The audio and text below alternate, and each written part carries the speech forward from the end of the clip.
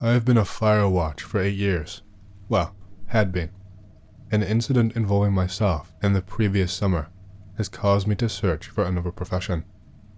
The only reason I ever started the job was because I'd flunked out of college senior year. I've been a good student before then. Not perfect, but good enough. Then I just lost the spark. It was an unceremonious death of joy for learning. I didn't have much desire to go back to school. Not that my budget would allow for it anyway. That was when I saw a flyer on a bulletin board at my bank. Firewatch is needed for Dogwood National Forest, it said. Dogwood was the national forest near our town. It should only be about 20 miles as the crow flies, but the winds make it an arduous, hour-long trip. Being situated in a dry, southern part of the States, the demand for lookouts was even higher. Not that the job required much skill, mind you. Just a pair of eyes and an attention span longer than 5 seconds. The pay wasn't incredible, but definitely better than flipping burgers at a chain restaurant or anything else I was going to get with just a diploma. That small, insignificant event completely changed the course of my life. My first year or so, there were growing pains, but nothing that I wasn't able to adjust to. When your only source of solace is your own thoughts and the occasional speech from a radio, you have to do some major restructuring to how you think. My lookout tower is one of the tallest in the forest, over 120 feet in the air. Dogwood consists of 2 valleys, and I just so happen to be at the bottom of one of them. To be able to see the tops of the hills, the state had to make mine much taller than normal. This meant I had to get over my fear of heights quickly, and that getting up and down the tower was not a simple affair. The only times it was even safe to leave was during temperate conditions, when the wind wasn't as strong. Otherwise, I'd risk falling over the old wooden railing to pile onto that. My only source of food was weekly caches of whatever the cheapest non-perishables they could find. My meals usually consisted of a mixture of canned goods, bottled water, and silverware that I had to clean without soap. But, despite all those conditions, I just couldn't get away from it. I've loved this job more than anything. Still do, but after what happened, I just can't go back. It was a cool summer night, probably 10 or 11 o'clock. The rapid change in temperature that day had caused higher than usual winds. It would be a long night on the tower, with no chance to descend. After another meal of canned beans and white bread, I popped a piece of double mint into my mouth to conceal the taste of my own breath. Chewing away at the gum, I repositioned my chair to be in front of my desk. Picking up the book, kept open face down, the short-wave 2-way radio that was kept so I could communicate with the station was able to pick up signals from anything tuned to the right frequency. Due to the large number of bears in the area, hikers were often advised to carry bear spray and a walkie-talkie or equivalent for emergencies. My frequency happened to be the lowest, so it meant that any occasional hiker that we got would usually end up talking to me. While doing my nightly routine of absent-mindedly chewing my gum while leaning against the desk with the latest book the station picked out for me, I heard the familiar sound of static from my radio. I snapped my head to it, listening in. Hello? Is anyone there? A voice of a man, a young man, probably college-aged, my guess. He spoke in a hushed tone, like he didn't want someone to hear him. I set my book down, placing it to the side, and shifting my chair to be in front of the radio. This is Firewatch Tower 14. What is the problem? I was taking a hike through the woods when I saw something looking at me. I don't know if it was an animal or something, but I think it's still following me. Again, that same tone, like he thought whatever animal was following him might know what he was saying. My first assumption jumped to a bear, if there was anything there to begin with. Alright son, just stay calm, alright? Are you sure it's still following you? Yes. I'm out here alone, and I've been hearing something moving behind me for the past half an hour. Whenever I stop, the rustling stops, and I hear this noise like it's growling. I don't know. Okay. Now do you have any bear spray on you? No. I left it in my car. That would thin our options a bit. Some of that, and the problem will be sorted instantly. Thinking back now though, I don't think the world's supply would have saved him. I paused to think for a moment. Okay, now I want you to move at a quick and even pace. Try not to make any loud sounds or sudden movements. Do you know which trail you're on? No. I couldn't see my map in the dark, and I think I veered off trail. Keep walking until you find a marked trail. When you do, I need you to tell me what trail marker you see. I'm going to switch over to another line for a bit, so I can tell the station your situation. Okay. He still spoke softly and with fear, but a little less, like he trusted me. Not that he had much of a choice. I quickly switched my radio frequency to my supervisor's. This is Tower 13. We've got a 1083 in the south side of the valley, possibly a grizzly or other large species. Tower 13, can you be more specific on the location of the emergency? He doesn't know. Said he couldn't read his map. I told him to walk to the nearest trail marker. Keep us updated. I'll send out a search party, but don't expect much until we have a more definitive location. I quickly switched back to the frequency of the hiker, praying that nothing had happened in the brief time he was isolated from any other soul on Earth. Hey, buddy, you still with me? A few seconds of silence. Yeah, I think I found a trail marker. Okay, now I know this is scary, but just stay with me. Can you describe the marker? Yeah, it's a pair of orange triangles joined at the corner. He was on the Pikehead Trail, the longest trail in the forest, which also happened to be nearly a mile away from the tower. Okay, just hold on a second. I'm going to tell the station where you are. Keep on the trail and make sure you don't make any loud sounds or shine your flashlight directly at the bear. Okay. I switched the frequency again, quickly switching back and forth on the small, worn-out dial. This is Tower 13. The 1083 is on Pikehead Trail. Repeat, Pikehead Trail. Alright, I'll let the search team know. Is he doing okay? Yeah, mostly just shaken up. Poor kid's probably never been hiking at night before, by the sounds of it. Most likely just nothing, but better to be safe. Let me know if anything changes. Just keep. With that, the small lights inside my tower flickered out. The generator had probably kicked out, as it tended to do. I muttered a few curses to myself, standing up and walking around to the end of the balcony. There lay my only power source for miles, powered by a stream of gas that was replenished by monthly. I pulled the cord with force, the howling wind piercing my ears. I only got a loud whirring from my troubles that quickly died out. The generator receives a firm kick, then another pull. Still nothing. My mind starts to flash with images of the young man, his corpse torn to ribbons by a wild animal because my damn generator won't start. Another firm kick, another pull. Nothing again. I almost heard the sound of a scream in my mind, begging to God for mercy, as he is eviscerated by some unholy beast. With an even mightier tug, I pulled the generator's cord, this time springing to life with a whirring that simultaneously pierced the incessant screech of the wind and steadied my heartbeat. I sighed in relief, nearly crying. I quickly ran back to the radio, flipping on the switches and turning the dial to the hiker's frequency. It's just as the radio finished coming to life that I made a grim realization. I had left him alone, without a lifeline, for at least 5 minutes. What could have happened in that time? Why had I told him to find a trail marker? What if he had stayed put and made an easy meal, or startled the thing into attacking him? The relief from earlier had shown itself to be short-lived. I hadn't even gotten his name. The anonymous hiker would be dead because of me. I squeezed my eyes shut in anxiety and speak into the radio. You still with me? Instead of silence, I was almost immediately given a flurry of noises. It sounded like crunching leaves and twigs, along with heavy breathing. The man's voice was far more desperate now, a long way from the hushed silence just a few minutes ago. Where were you? I think it found me again. I can hear that damn rustling through the branches. I can't see it, but I know it's there. From here, My mind kicked into high gear.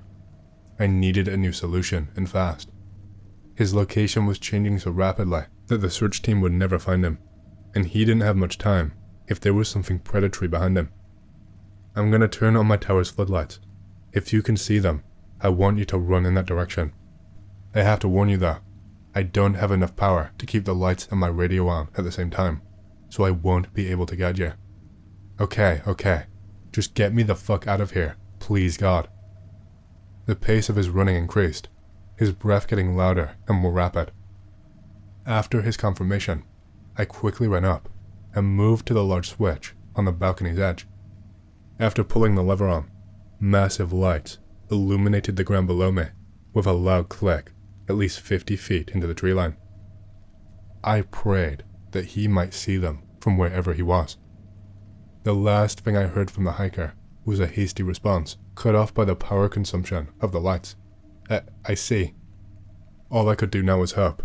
Hope that he would see them and get here before whatever was stalking him got to him first. I sat on my bed, fists tightly clenched that he might make it, while praying to whatever God was watching me. I got my answer. A loud popping, followed by the lights outside dimming to nothingness. Quickly running to that cursed generator, I found everything fine. That only meant the fuses. I opened the small box outside my door. No. I slammed the small box shut, leaning against the log wall and beginning to cry. All I had done meant nothing, because the crappy fuses burnt out. I couldn't even call the station without power, let alone keep the lights on or contact the hiker. There was no way, with at most a minute of the floodlights, that he'd known where I was, where safety was. I couldn't even go down to find him myself. The wind made sure of that. All I could do was sob in defeat. I leaned like that for a long time, against the wall. It wasn't until about 3 hours later that the wind finally died down. Once it did, I grabbed my torch and bolted down the stairs. Part of me hoped that maybe it wasn't too late. He might have found a place to hide and was just a few feet away. I knew the truth, however, and it was only confirmed by a discovery about a quarter-mile away from my watchtower. The pale, lifeless body of a young man, walkie-talkie in hand. Whatever it was that found him left him mostly intact, save for quarter-inch holes about an inch deep, covering nearly the entire surface area of his skin. In the early 1980s, I was drifting across the country, picking up odd jobs here and there. I have a lot of stories to tell, but the worst story is about the time I spent as a forest fire lookout in Montana. I'm not going to give too many specifics of where this took place, and the names have been changed out of respect and protection for those who were involved and able to move on. I haven't been so lucky, but it's been long enough, and I need to get this off of my chest. Working as a lookout is fairly boring, even if you love the outdoors and being alone. A person could go stir-crazy after a week, and some did. The turnover rate for lookouts was actually pretty high back then. The one thing that helped combat this was the radio. We had two. One long-range radio for calling items in and giving our check-in report to dispatch, and one short-range radio that let us talk to the other lookouts in our area. We kept logs of most things, which makes the writing of the story fairly easy, but the conversations will be mostly from memory, so I'll be as accurate as that allows. It was late in the season.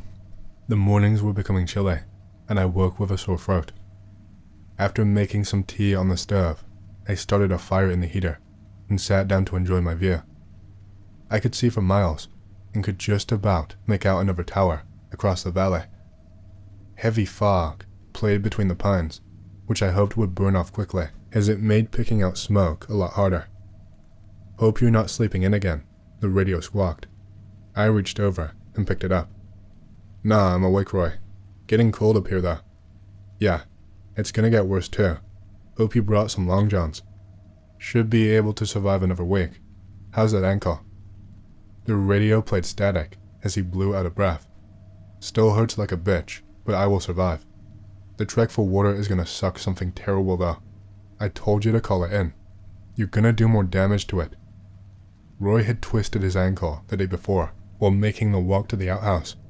We teased him relentlessly about it. Nah, it'll be fine. Ain't the first time someone messed up their ankle. Besides, if I give it a few days, it'll be good as new. Yeah, I doubt you'll stay off it for that long. Nah, I gotta. Besides, I need to check out things in the woods before our time is up here. Check things? What kind of things? Just notice some strangeness, and I want to know what's causing it. Ain't nothing to worry about. Probably just me seeing things again. Anyway, I'm gonna get my jugs together. You got watch? Yeah. Nowhere to be but here, I said, and sat back in my chair and listened to static. Once in a while, conversations from other stations would bleed in, but most of it was unintelligible. A little before 4:30 in the evening, check-ins started over the radio. There were the normal voices, save for one. Roy did not check in. Station 525, check in please. I grabbed the short-range radio and called for him. No answer. I cursed. Hey, station number 516 here. I spoke to Roy this morning. He was going out to get water. With that messed up leg of his? Jesus Christ, what an idiot, Rose said, in her usual dour voice. She was on the other side of Roy, and apparently they did not get along. Bet he's laying out there, lame as a cow. Shit, Kurt said. He was the dispatcher on that night. Fuck. Who is closest to his tower again? Hell no. Ain't no way I'm going out looking for him. He's probably sleeping somewhere, Rose said. I'll do it, I said, and sighed, as I started to get on my boots. You're a cliffside from him, Kurt said. Yeah, and I've made the trek back in the beginning of summer, remember? When we had issues with the radios during that storm and lightning strike. This will be a cakewalk in comparison. Fuck. Rose, can you please do it? I don't need another dipshit death on my hands. You're an ass, Kurt, I said. Truth hurts. I lost 6 years of my life when you made that trek. She is closer. God damn it, you baby's fine. If I get mauled by a bear, I'm gonna haunt both your asses. I chuckled. Like a bear would stick around as you bitched about it, getting blood on your shirt. Ha ha, fuck you, she said, and the radio went to static as I continued to get ready. The walk to Roy's lookout would not be easy, but I didn't trust Rose to actually go out and look. I grabbed my pack and the short-range radio and called in. Luckily, it was still light out until almost 8, which gave me a few hours. I'm going down in the valley. We're off shift now, so shouldn't be a problem. What the fuck are you going in the valley for? Kurt asked, so I can hear if Rose gets mauled by a bear. You're just full of jokes tonight, aren't you, Drifter? I did not respond, and after a few minutes, she called in that she was going out looking. I left around the same time. It was a chilled evening, the kind that announced the coming of autumn. I dug my light jacket out of my pack and started down the trail. It took almost 2 hours to reach the halfway point between my and Roy's lookout, because climbing down a cliffside, even when it's on an angle, takes some time. I sat down for a water break and pulled out the radio. Anything yet, Rose? I called and received static back in answer. Probably still too far away. 15 minutes and I was back on the trail. The sun was almost kissing the top of the trees when I reached the base of Roy's lookout. I went up the steps, calling out his name as I went. When I reached the top, I found someone else already there, sitting in the chair at the desk.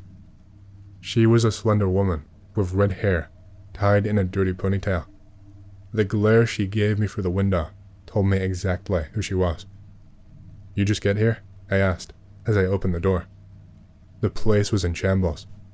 She tossed a book she was holding and dropped her hands to her thighs with a slap. She cocked her head and narrowed her eyes at me. Figured it was you, and the annoying voice of yours just confirmed it. What the fuck you doing here, Drifter? You mean to tell me I hiked my ass across sappy pines and poison ivy, and you were coming anyway? You didn't answer when I radioed, I said, and let my gaze travel the lookout. What happened here? We had a party, you're late.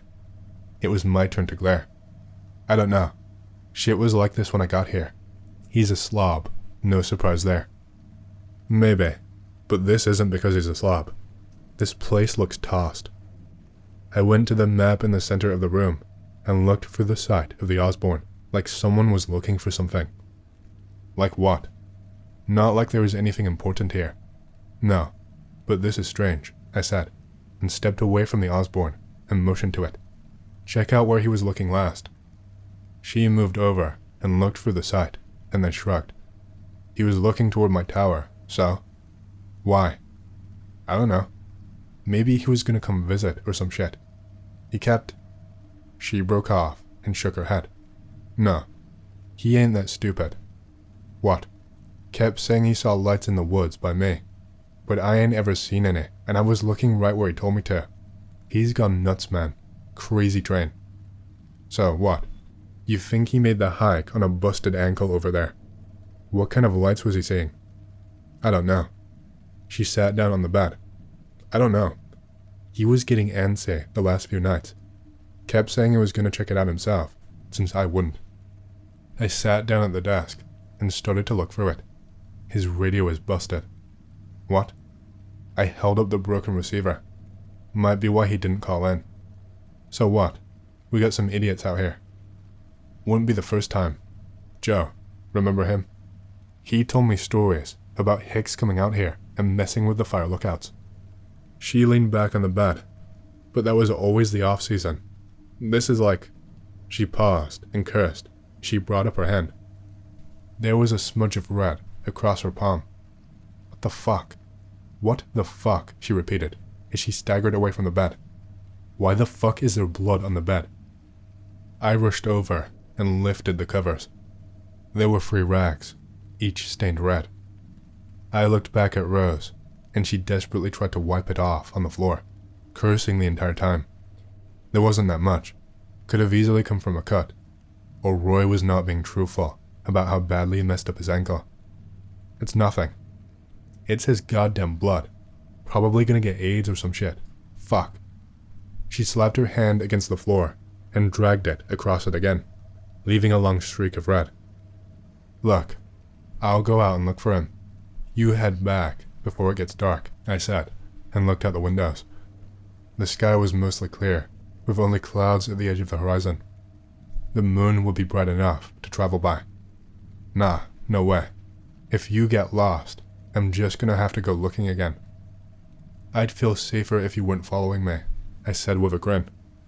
And she gave me the finger, and then dug into her shirt pocket. She removed a pack of cigarettes and a lighter. She lit one. Then you can follow me. I don't really care. We head back to my lookout, since that seems to be our best bet. And when we find him, I'm gonna kick the old kook in the nuts so hard, he's gonna spit them out his mouth. I'm gonna need you to carry him out after that. I sighed. We go that way, and we are gonna have to spend the night in your lookout. I got an outhouse you two can sleep in. She blew out a puff of smoke with a grin. You know, I came out here to get away from shits like you two. Was nice and quiet for a time. Then you two showed up, and were always gibbering on the radio like 2 lovers. Don't be jealous, I said, as I held out my hand. She took it, and I hauled her to her feet. Shut up, or I'll shove you down the stairs. Ah, now you get why I didn't want you following me. She said nothing as she walked out the door, and I heard her stomp down the steps. It was going to be a fun hike. The shadows were long by the time Rose called a stop for a break. I could just make out her tower between the trees, but we were still a couple of miles out. She offered me some of her water once she had gulped some down. Thanks, got my own. I didn't poison it. That thought didn't even cross my mind, but now it did, I said as I got my water bottle out of my pack. She shrugged and leaned back against the tree and closed her eyes. She looked tired, her face smudged with dirt and sap. There was also something else off about her, but I couldn't quite place it, like she was holding something back. I stared at her, trying to figure out the reason why it felt that way. Stop leering at me like I'm meat, she said, and I cocked a brow at her when she opened her eyes again. I could feel you. Sure thing. Why was Roy going on about lights in the woods? Probably because we're in the middle of nowhere with only Jennies for power, so it's a bit strange. I don't know about you, but I ain't wasting fuel to fuck with Roy. but I didn't see no lights either. He's losing it, told you that. She took a deep breath, and then blew it out as she looked east, and then sat up. Shit. What? Storm. She nodded over, and I looked to see thunderheads pushing through the once clear sky. Fucking Kurt. He didn't say a damn word about it. There weren't any storms on the radar when Kelly was on station. Well, unless we're going as nuts as Roy, I'd say we'd better hurry our asses inside before it hits. What about Roy? She stood and stretched. Look, what you want to do? We get caught in that storm, and there's a good chance we don't make it out. Look at the size of the bastard. It's almost biblical. Yeah, but do what you like, Drifter. But fuck you if you think I'm gonna go looking for some old guy in the middle of a storm. She started off down the trail, and I looked back at the storm. Thunder rumbled in the distance. We reached the tower, and from its clearing, we could see the storm rolling across the valley. Rain fell from it like sheets, obscuring the forest of pines in fog and lines. It was slow moving once it hit the valley, but that wasn't exactly a good thing. It would take up most of the night. I decided, and hated myself for it, that we'd look for Roy once it blew over. Rose argued for a few minutes, but let me into the tower after I pushed my way in. She snarled at me like some rabid dog, but said nothing more. We started to hunker down, boarding windows that we could, and securing the door. The storm hit like a sheer wind. The tower rocked and danced to the music of thunder and rain. The little light in the center of the room struggled to stay on, and Rose started to get out the lanterns. Fucking Roy, she said, as she placed the last lantern down on her desk. Don't they do psych evaluations or some shit? Letting a crazy ass appear like him. What did he think the lights were? What? Why did he care so much? What did he think they were? She shrugged. I don't know. Just was freaked out about them. Why do you care? Look out the window, I said instead. When I first noticed them, I thought they were a reflection of the lightning, but they were growing brighter, becoming almost beams through the trees. Rose turned in her seat, and then stood with a start. He's fucking with us, she said. Her voice had a slight tremble in it. That's gotta be it. He hooked up lights or some shit. In the middle of the storm, I said, and practically pressed my face against the glass. The lights were moving, far too quickly to be someone running the woods. You're seeing this, right? Don't make no sense. She turned and dug into the chest at the foot of her bed. I turned when I heard the cock of a shotgun. It's coming closer. What are you gonna do with that? You don't know what's coming. I stalked over. What's coming? What are you talking about? Just trust me. We're gonna need this. I looked back at the window. The light was moving through the trees, beams shining in every direction, and it was quickly making its way up the valley and toward us. I watched it shoot along the edge of the ridge, and dip down and up.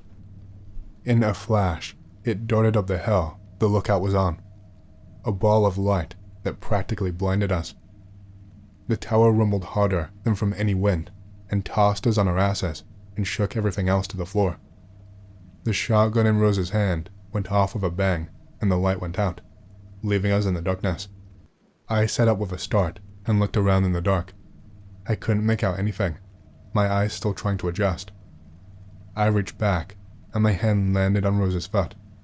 She groaned as I pulled on it, and I saw the movement as she sat up. Rain was pouring in through the windows, splashing us both. What the fuck was that, she said, her voice hoarse. Don't ask me, Jesus. There was a thump from somewhere below us, low and quiet. We both froze, and her hand found mine as I slowly stood. The thump came louder, a thump and then silence, a thump and then silence. A gurgled voice called Rose's name from below us. My veins went cold. It called it again. A hacking cough echoed up the stairs, and I felt Rose scramble for the shotgun. I went for one of the lanterns and turned it on. Who the hell is that? What the hell is going on? I said, and flipped the light on as I turned to Rose. Her face was only a foot away, her eyes wide, and her skin speckled with rain. Help me, the voice called. almost crying in a gurgling way. It sounds like Roy, I said, as I went to one of the windows. That don't sound like fucking anyone. No. Listen to how he's walking. Shit, it's gotta be him. I went to the door, but she slammed her body against it. What? You ain't going out there. He needs our help. She shook her head. That ain't Roy. What? She swallowed hard and wiped at her face. Okay, look, just listen to me. Rose, you better start making sense real soon.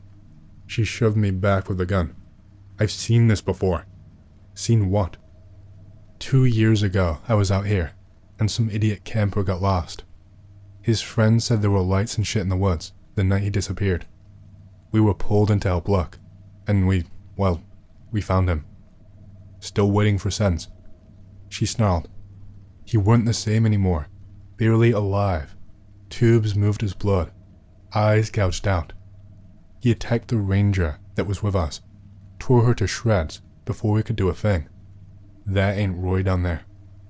What are you saying happened to him? She shook her head. I don't know. We don't know. We thought some serial killer was about the woods, but no one would talk about it. Not the sheriff or the doc that looked at him. People were zipped, and I was told not to say a word to anyone. So the lights. I saw him and just ignored them, like I told Roy to. She sniffed and wiped at her nose, but he couldn't let it be. Kept talking on the radio to me about, kept poking at what happened. I didn't think it was the same, but now, lightning lit a silhouette outside the windows. It was wet and sick looking, like a person who was about to keel over at any moment. Rose turned to it, and the silhouette lumbered toward the door and smashed it open. It gave a gurgling scream for Rose, and then my ears went ringing from the blast of the shotgun. It didn't go down. She fired again. It stumbled, but still made its way towards us. She fired once more, and the blood splattered us as the silhouette finally dropped down at our feet.